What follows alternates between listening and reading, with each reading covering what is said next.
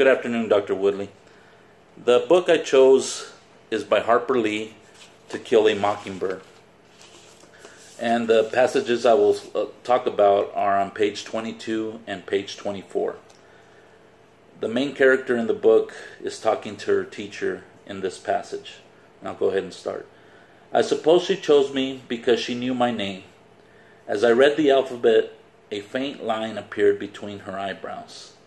And after making me read most of my first reader and the stock market quotations from the mobile register aloud, she discovered that I was literate and looked at me with more than a faint distaste.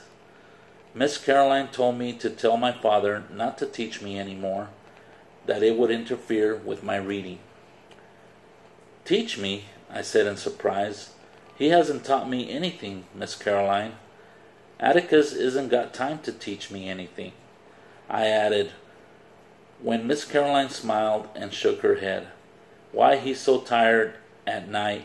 He just sits in his living room and reads. If he didn't teach you, who did? Miss Caroline asked good-naturedly. Somebody did. You weren't born reading the mobile register.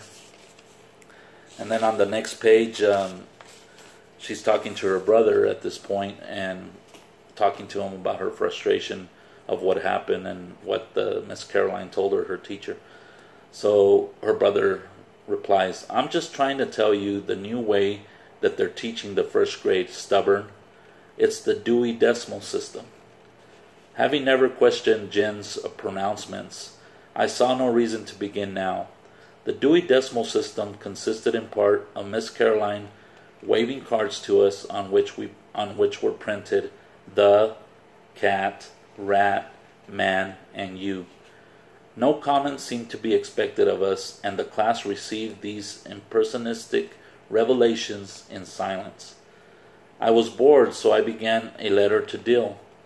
Miss Caroline caught me writing and told me to tell my father to stop teaching me. Besides, she said, we won't write in the first grade, we print.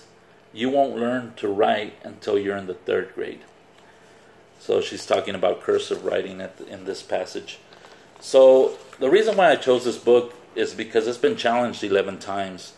And the reasons behind the challenge, why it's being challenged, is because it has to do with the time era of that time in which racism existed. And, you know, how people conceptualize this book as being negative or being racist.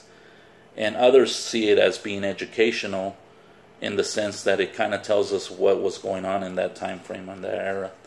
The passages that I chose, and the reasons I chose them, is because this kind of shows in education the way that curriculum and pedagogy is being taught in schools versus what we learn at home from our parents. And in my opinion, I think it should be a combination of both.